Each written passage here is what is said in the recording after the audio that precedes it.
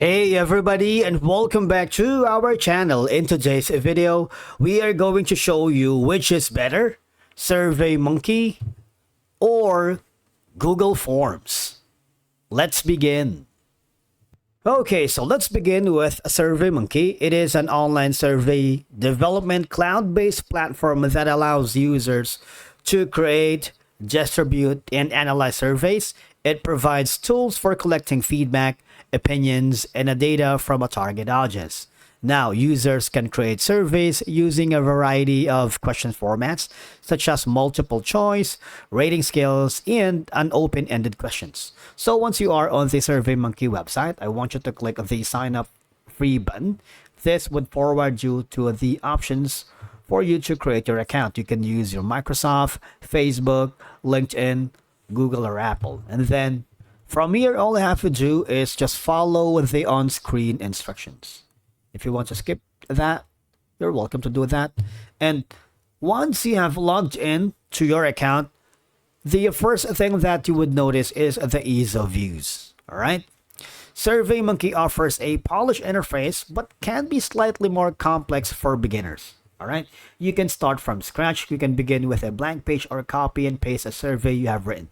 All right. But what I'm going to suggest is to use a quick template, because you see they offer you 4 templates wherein you can use the customer satisfaction, keep your customers happy, and turn them into advocates. The net promoter or NPS template, you can measure loyal customer and take action to reduce churn.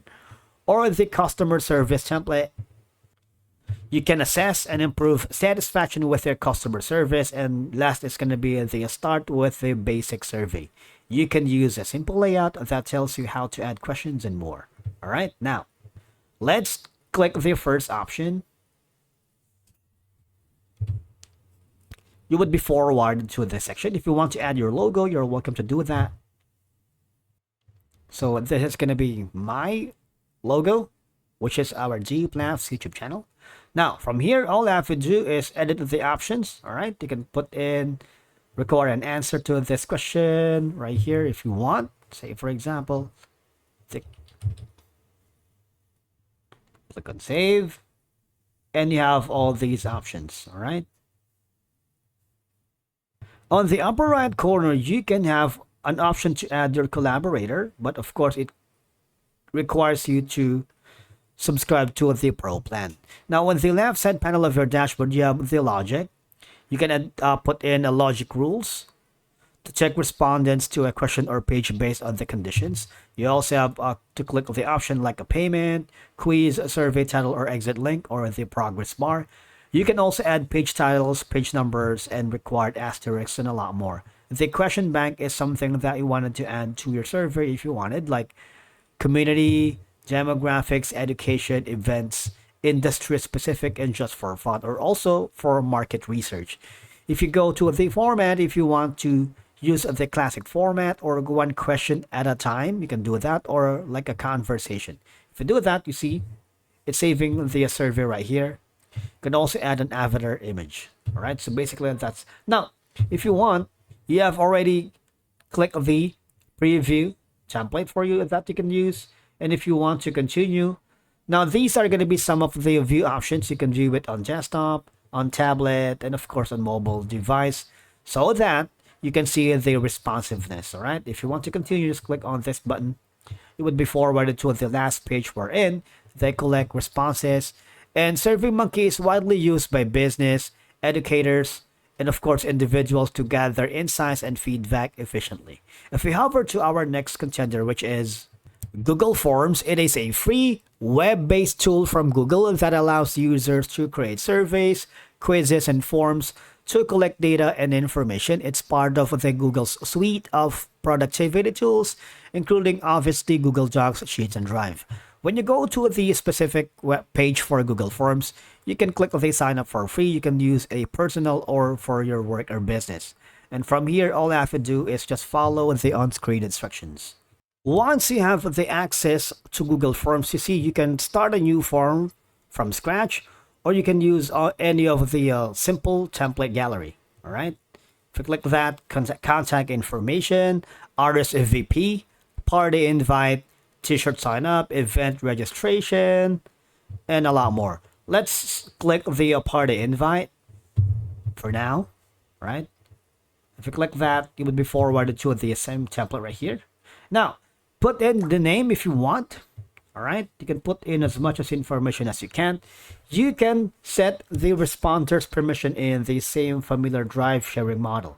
You see, if you click this option right here, you can restrict who can access the link. Editor view, anyone with the link, responder can view the link or remove the link, and you can publish the form to accept responses. All right, and from here, you can basically move it around for your like preferences and likeness. You can choose for a multiple choice, paragraph, short answer, checkboxes drop down, and a file upload. You also have an option for the linear scale, rating, multiple choice grid, and checkbox grid. All right, for example, on this and this one, you can also put and add an image if you want. For checkboxes now, this is going to be for short answer. You can put in the short answer here.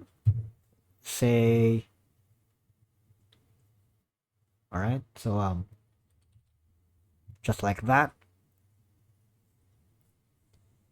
And you would notice that apart from the easy creation here in Google Forms, the responses are automatically collected in Google Sheets, all right, making it easy to analyze. The collaboration forms can be shared and edited by multiple users, such as this one. All right, you can put it here. And the real-time data collection responses are constantly collected and displayed in summary reports or detailed sheets. You can also copy the respondent link if you want. Of course, users can add images, videos, and brandings to personalized forms. Google Forms is commonly used for collecting feedback, creating polls, conducting surveys, and gathering information for schoolwork or even personal project.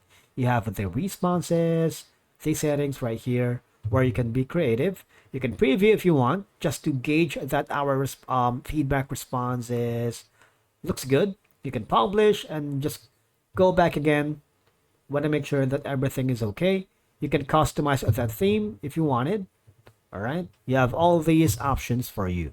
Now, since we are using both Google Forms and SurveyMonkey, we highly suggest that you use Google Forms if you are a casual user, small teams, and you're looking for a sufficient and free form tool that aligns with the Google ecosystem. You can access directly the Google Sheets, Google Docs, and Google Drive for this kind of form. And of course, you use SurveyMonkey if you are a business or an advanced users with looking for a robust tools. All right, if you need survey logic and detailed analytics, or if you're branding or designer critical, especially useful for professional or large scale enterprises use cases. And that's it for today's video. Thank you so much for watching. We will see you again in the next one.